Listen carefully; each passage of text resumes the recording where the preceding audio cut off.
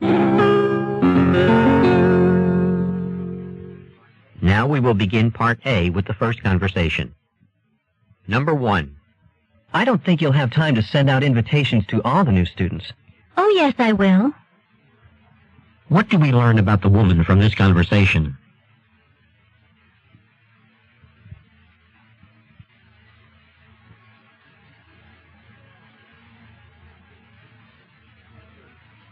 Number 2.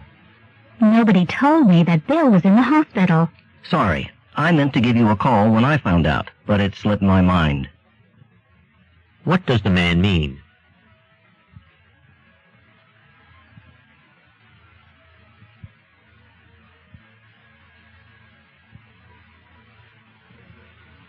Number 3. I don't know if I'll be able to turn in my economics paper on time. Haven't you heard? The professor gave us a week's extension on it. What does the woman mean?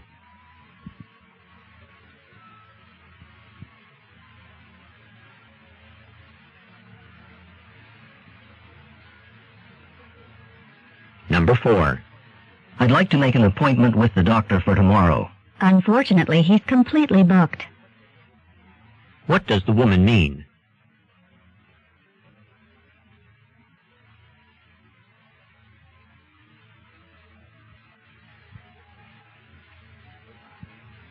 Number 5. Joe just went down to the engineering meeting. Where is it?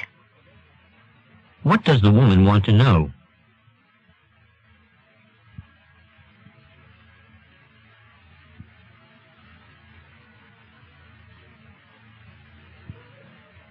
Number 6. I have a collect call from Mike Peterson. I'll accept the charges. What does the woman mean?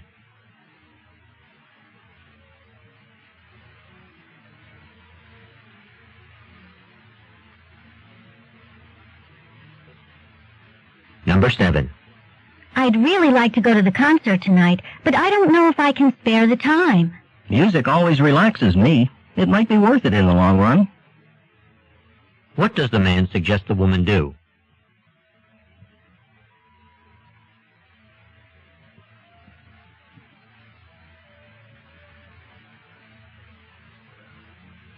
Number 8.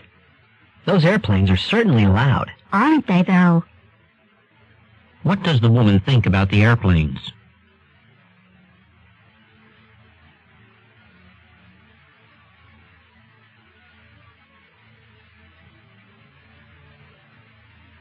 Number 9. Helen and I are thinking of renting a house at the beach in June. Are you interested? June? I guess it's cheaper then, but do you really think it'll be warm enough? What does the woman mean?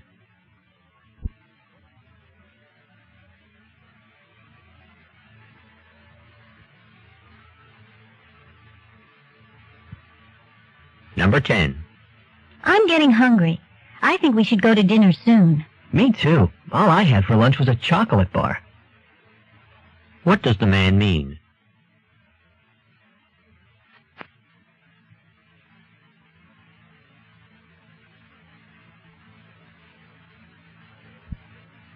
Number 11.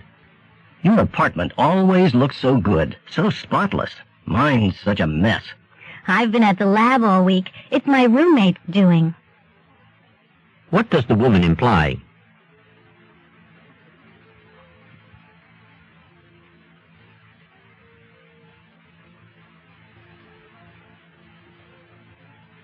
Number 12.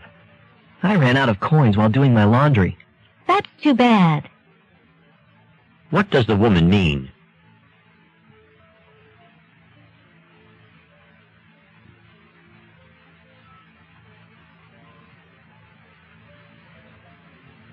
Number 13. It's a shame you didn't win your tennis match. I might have won if I'd listened to my coach. What does the man imply?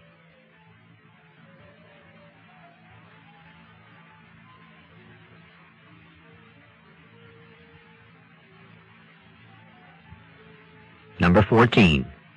The Variety Theater finally went out of business. Well, that's no surprise. It was the worst one in town. What does the woman mean?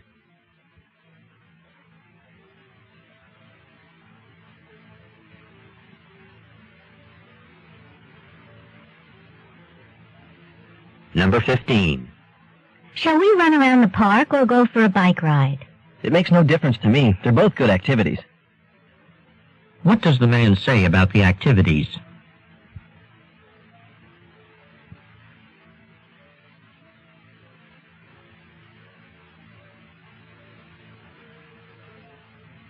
Number 16. I can't for the life of me get that washing machine downstairs to work. Do you have any suggestions? Try washing just half of a normal load. What does the woman suggest the man do?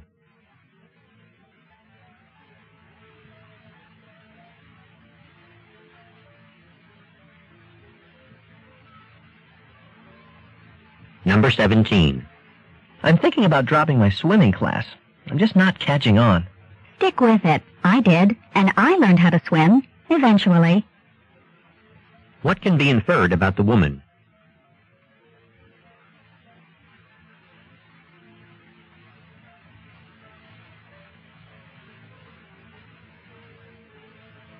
Number 18. Doctor, this cough medicine doesn't seem to be helping. Can you give me a different prescription? Let's give it another day or two and see how you're doing then.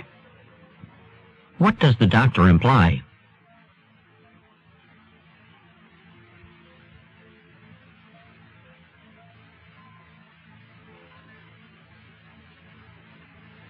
Number 19. Would you like to see those pants in another color? They also come in brown and in navy. Actually, the gray is fine, but I'd prefer something in wool. What will the man probably do next?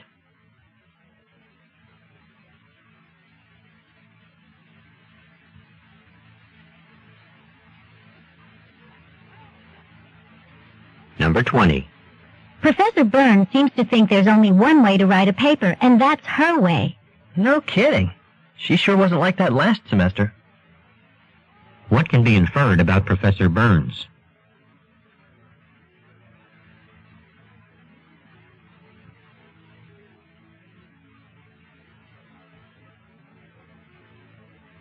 Go on to the next page.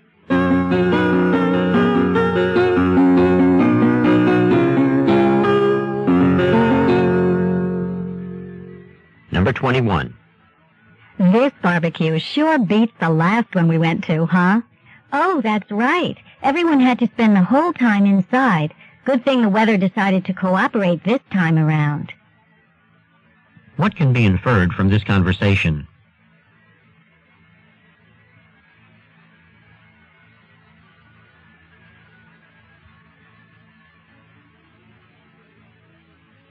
Number 22. That new position requires a letter of reference. I guess the one that my professor wrote for me last year should be fine, don't you think? It's a little dated, though. You might want to submit a current one.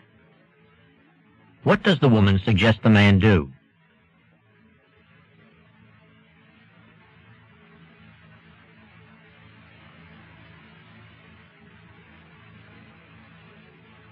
Number 23.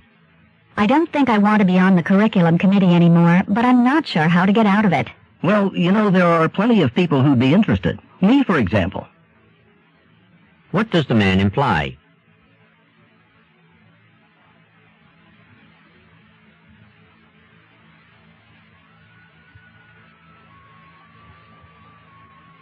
Number 24. Excuse me, could you direct me to customer service? I need to have this gift wrapped. We can take care of that right here, ma'am, at no charge. You can choose either silver or gold with a matching bow. What will the woman probably do next?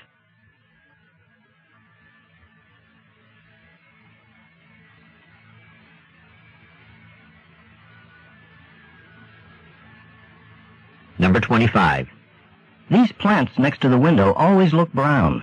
You wouldn't know by looking at them that I water them every week. Maybe they don't like direct sunlight. I had the same problem with some of my plants, and a little shade helped them immensely. What does the woman suggest the man do?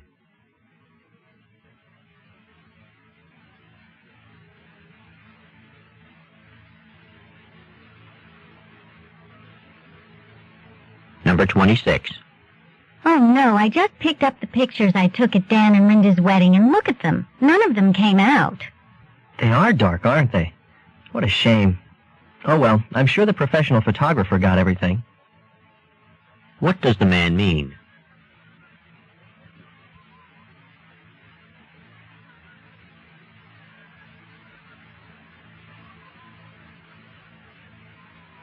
Number 27.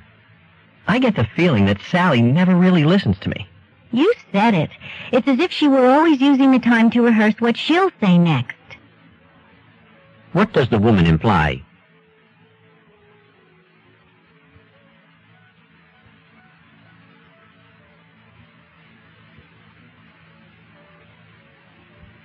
Number 28. Will you make sure all the members of the Student Advisory Committee know what to expect at tomorrow's meeting? They'll have a briefing this afternoon. What does the man mean?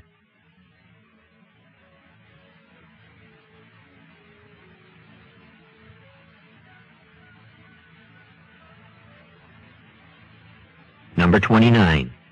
How do you like my new poster? It was only $20. Really? The frame alone is worth the money. What does the man mean?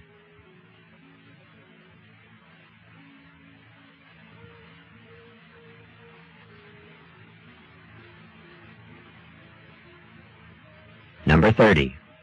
I hear Mary isn't getting much support in her run against Steve in the election. It's not over yet. I think she'll make a comeback. What does the woman mean?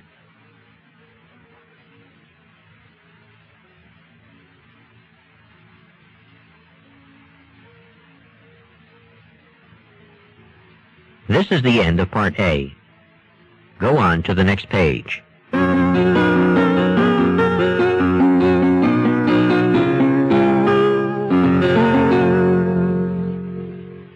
Now read along as the directions for Part B are being read. The test continues on side 2. In this part of the test, you will hear longer conversations. After each conversation, you will hear several questions. The conversations and questions will not be repeated. After you hear a question, read the 4 possible answers in your test book and choose the best answer. Then, on your answer sheet, find the number of the question and fill in the space that corresponds to the letter of the answer you have chosen. Remember, you are not allowed to take notes or write in your test book. Go on to the next page.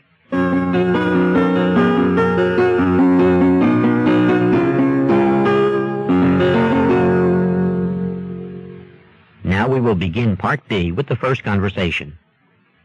Questions 31 through 34.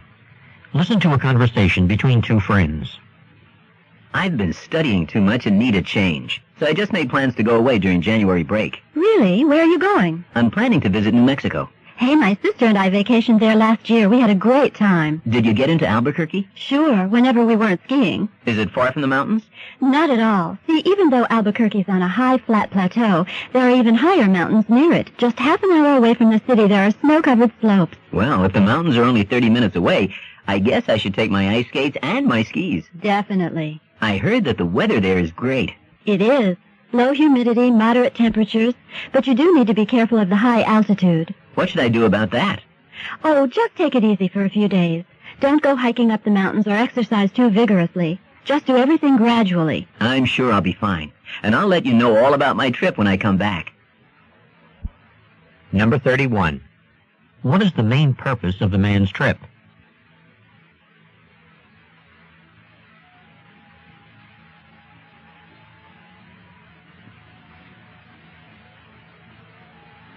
Number 32.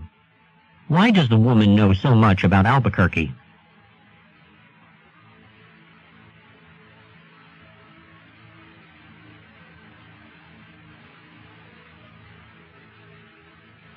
Number 33. What can be inferred about the man?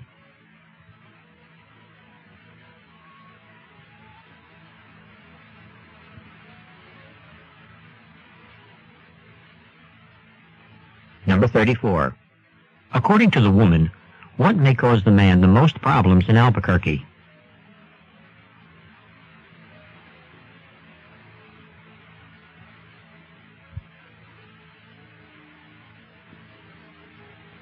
Questions 35 through 38. Listen to two students talk about eating at the school cafeteria. Hey, Linda, did you get that letter about the new options for food service next year? Not yet. Are there a lot of changes? There sure are. Instead of paying one fee to cover all meals for the whole school year, we'll now be able to choose how many meals per week we want and can contract for just that amount. We still have to pay for the whole year at the beginning, but we can choose to buy 7, 10, 14, or 21 meals per week. They give you a card with the number of meals you get per week marked on it. That's a big change, Tom, and a complicated system. Yeah, but it'll be much better for people who don't eat 3 meals a day, 7 days a week in the cafeteria, because they won't have to pay for meals they don't eat. But what's the deal for those who do eat at school all the time? It's better for them, too, because the more meals you contract for, the cheaper each one is. I see. It still sounds rather complicated. True, it took me several hours to figure it out. I decided to go with the 10-meal plan. Why's that? Well, I never eat breakfast, and I often go away on weekends. So the 10-meal plan gives me lunch and dinner every weekday at a fairly low price, and I won't be paying for meals that I don't usually eat. But what about the weekends when you are on campus? Well, there are often guests on campus on weekends, so they allow you to buy single meals on a walk-in basis on Saturdays and Sundays.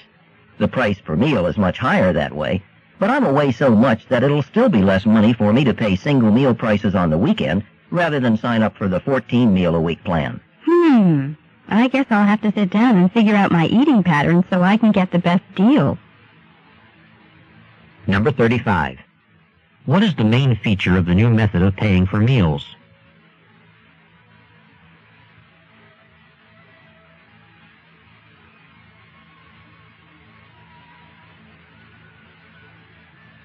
Number 36.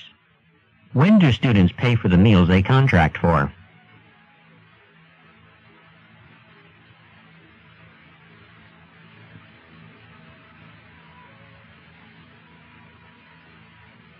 Number 37. How does the new plan benefit students who eat all of their meals in the cafeteria?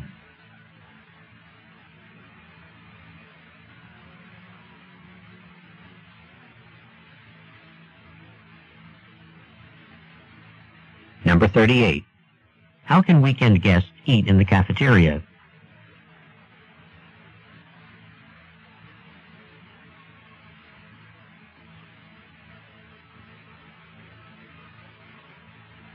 This is the end of Part B. Go on to the next page.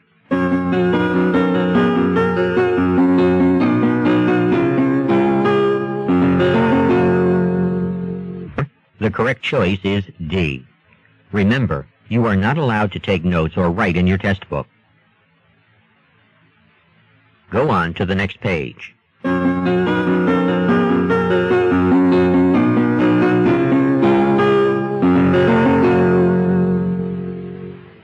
Now we will begin Part C with the first talk.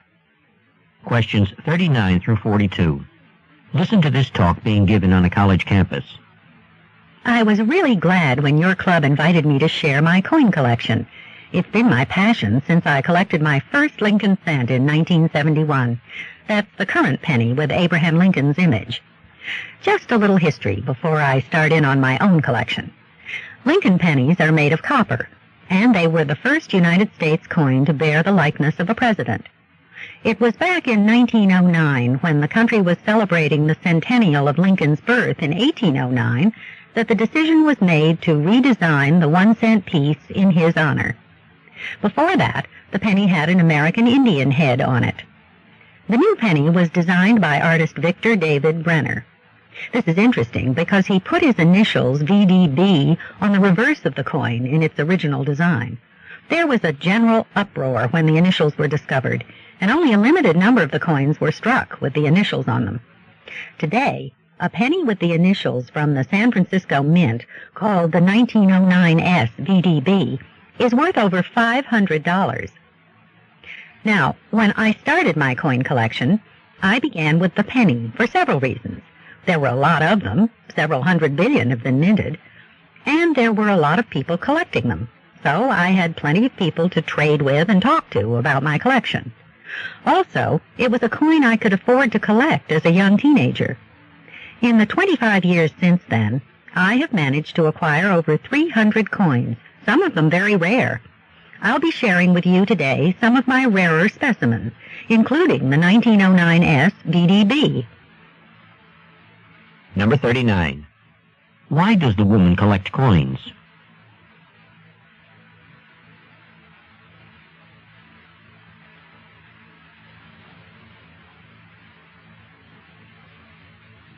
Number 40.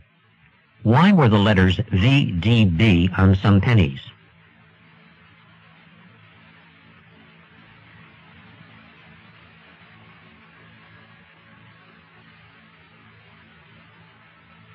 Number 41. What was one of the reasons the speaker collected pennies as a teenager?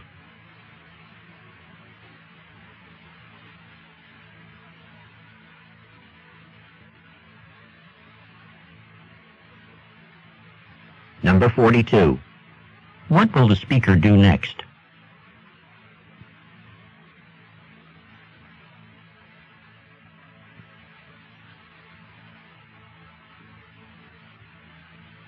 Questions 43 through 46. Listen to a talk from a biology class. Today I want to talk to you about wasps and their nests. You'll recall that biologists divide species of wasps into two groups, solitary and social. Solitary wasps, as the name implies, do not live together with other wasps. In most species, the male and female get together only to mate, and then the female does all the work of building the nest and providing food for the offspring by herself. Solitary wasps usually make nests in the ground, and they separate the chambers for individual offspring with bits of grass, stone, or mud, whatever is handy. What about social wasps? They form a community and work together to build and maintain the nest. A nest begins in the spring when a fertile female called the queen builds the first few compartments of the nest and lays eggs. The first offspring are small females that cannot lay eggs. These females, called workers, then build a lot of new compartments, and the queen lays more eggs. They also care for the new offspring and defend the nest with their stingers. By the way, only female wasps have stingers. Most social wasps make nests of paper. The females produce the paper by chewing up plant fibers or old wood. They spread the paper in thin layers to make cells in which the queen lays her eggs. Most of you, I'm sure, have seen these nests suspended from trees. They may also be built underground in abandoned rodent burrows. Number 43. Who builds the nests of solitary wasps?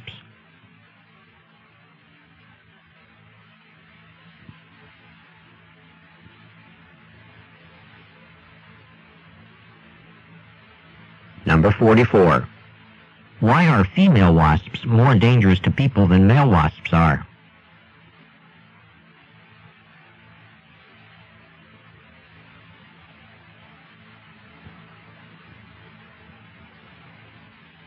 Number 45.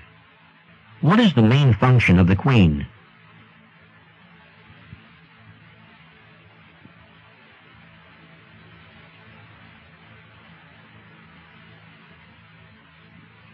Number 46.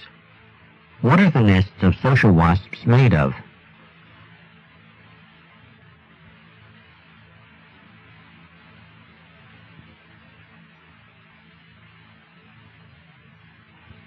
Questions 47 through 50. Listen to a talk in a class about United States history. One of the most popular myths about the United States in the 19th century was that of the free and simple life of the farmer. It was said that farmers worked hard on their own land to produce whatever their families needed. They might sometimes trade with neighbors, but in general they could get along just fine by relying on themselves, not on commercial ties with others. This is how Thomas Jefferson idealized the farmer at the beginning of the 19th century, and at that time this may have been close to the truth, especially on the frontier. But by mid-century, sweeping changes in agriculture were well underway as farmers began to specialize in the raising of crops such as cotton or corn or wheat. By late in the century, revolutionary advances in farm machinery had vastly increased production of specialized crops, and the extensive network of railroads had linked farmers throughout the country to markets in the East and even overseas. By raising and selling specialized crops, farmers could afford more and finer goods, and achieve a much higher standard of living, but at a price. Now, farmers were no longer dependent just on the weather and their own efforts. Their lives were increasingly controlled by banks, which had power to grant or deny loans for new machinery, and by the railroads, which set the rates for shipping their crops to market. As businessmen, farmers now had to worry about national economic depressions and the influence of world supply and demand on, for example, the price of wheat in Kansas. And so, by the end of the 19th century, the era of Jefferson's independent farmer had come to a close. Number 47. What is the main topic of the talk?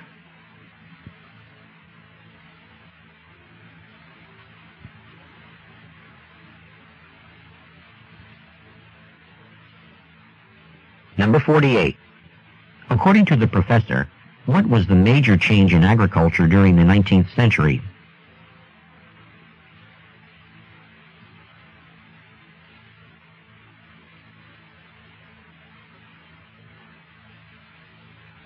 Number 49.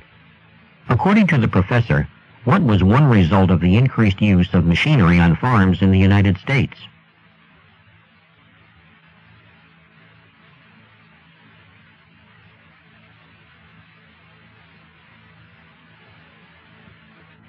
Number 50. According to the professor, why were world markets important for United States agriculture?